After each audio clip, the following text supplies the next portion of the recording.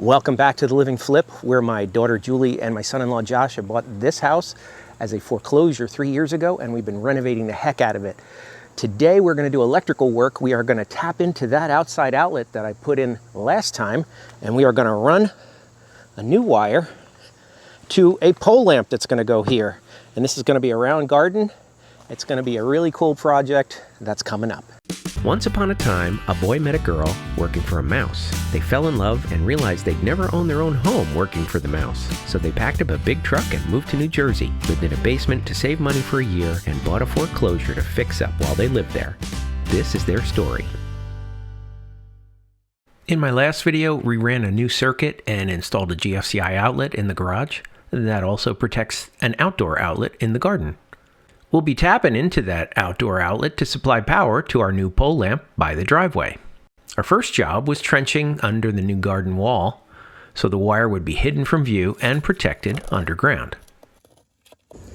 Now the wire we're using is 12-2 wire, but this is UF-B, which is underground burial. That's what that means.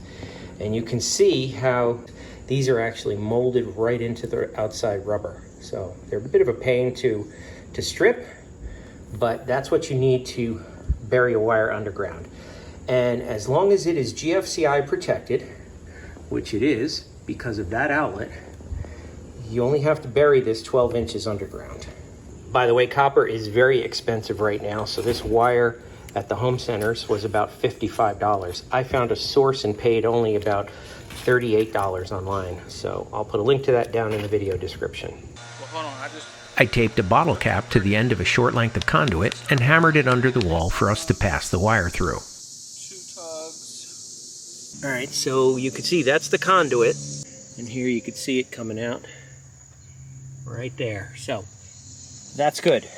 When you're working with electricity outdoors, it's important to have ground fault circuit interruption, or GFCI, to provide shock protection. It's also important to use the appropriate gauge and type of wire and bury it in compliance with your local codes. We dug the hole around 2 feet deep, and then we added about 6 inches of stone at the bottom to be at the required depth of 18 inches. So this is the lamppost. And what I like about this lamppost, I got it at Lowe's. This one has a crossbar, but it also has on the one side a light sensor. So it'll be on dusk to dawn, just like their front lights. The other side is a convenience outlet, which is great because you could put, garland with lights on it at Christmas time, or you could plug in a vacuum for the car, anything like that that you might want to do outside. The bottom of the pole has a hole to pass the wire up to the light. As long as the hole is 18 inches deep, that hole will be below the surface so you won't see the wire. To permanently install the pole, we filled the hole with dry concrete mix and added water along the way. The concrete shouldn't go higher than that wire hole at the bottom of the pole.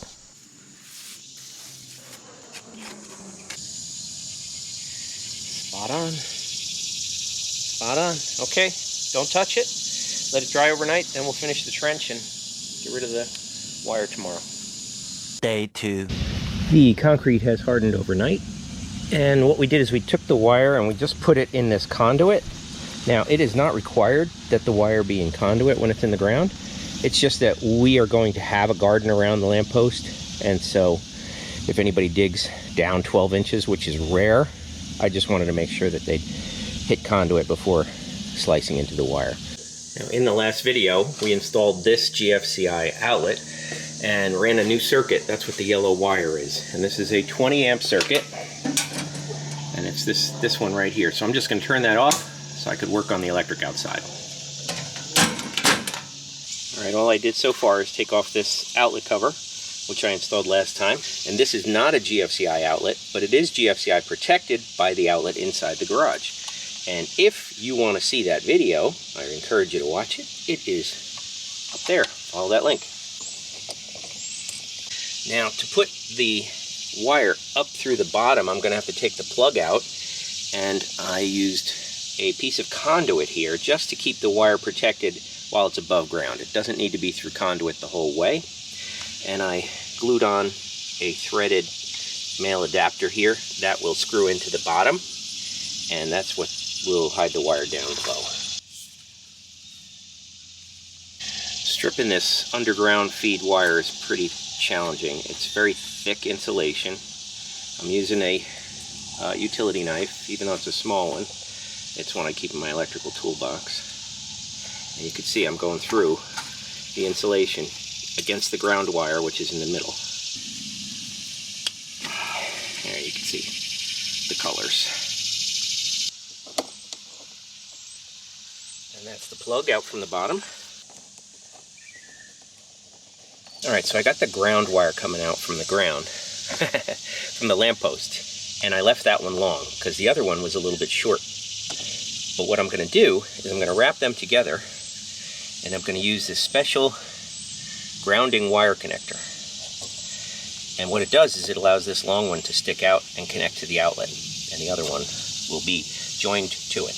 But I do like to pre-twist them a little bit.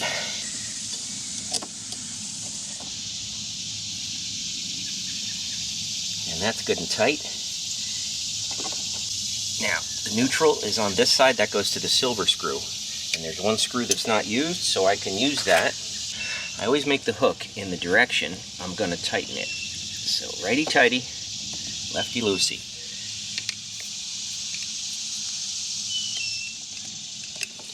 Okay, that's good. And you want to make sure the insulation is not under the screw. And it's not. It's right at the edge, but it's not under the screw. Alright, now the outlet is completely connected to that wire going out to the lamppost. Everything is in order, and I can push this back in place.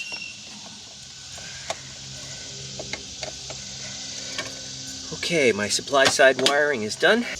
Now for maximum protection, we are trenching this as close to the house and as close to the wall as possible. And the landscaper is going to come in and put more fill dirt in here. So even though it doesn't look like it's 12 inches, it will definitely be 12 inches below grade. This is the pole lamp that I'll be installing, and we bought this at Home Depot to match the two that are on the front door, so they'll all match. Thankfully, they still had them.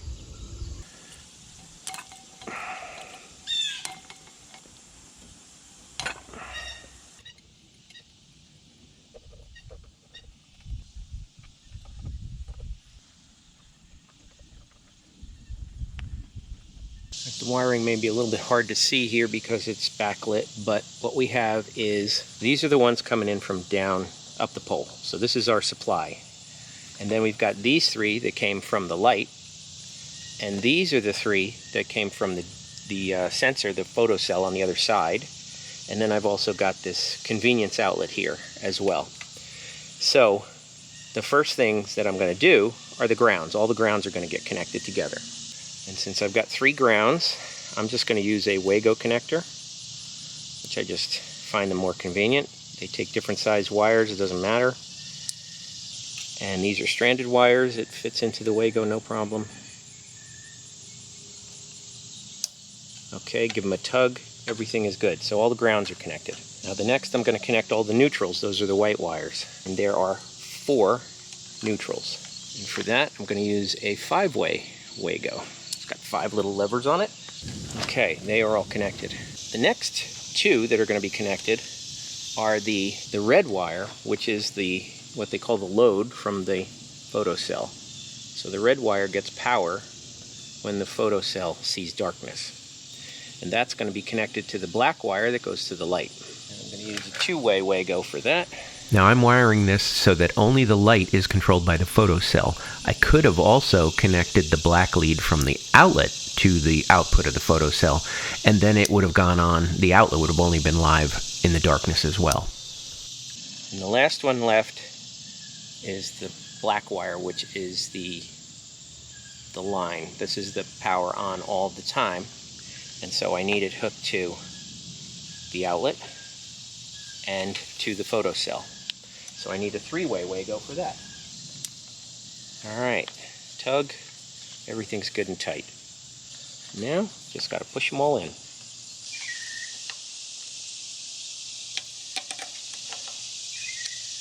Okay, that's good. I'm just going to put a piece of tape over the photocell.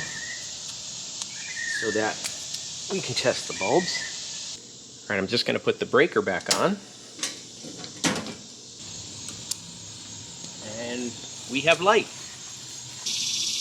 All right, I have my tester here. It says I have correct wiring, which means I have a good ground and a good neutral. I'm going to press the GFCI test button, and the lights go off because this outlet, everything goes off, including the GFCI in the garage. So it is all protected. And if I reset the GFCI, the lights go back on. Top is going to get screwed on here. All right, if you're ever doing a garden like this in a circle, it's kind of a pain in the neck. You have to set them up first and kind of get what the radius is.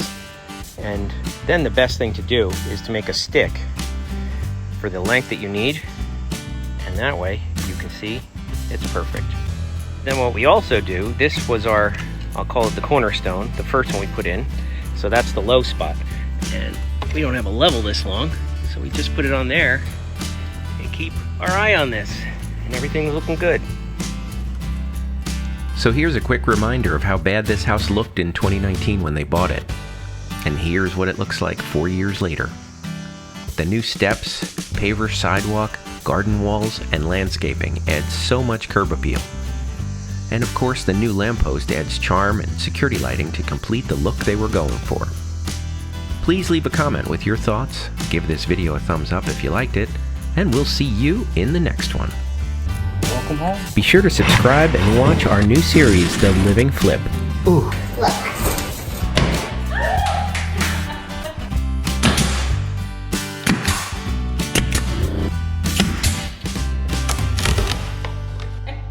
And that has 1.25 inches. It's the little one. That's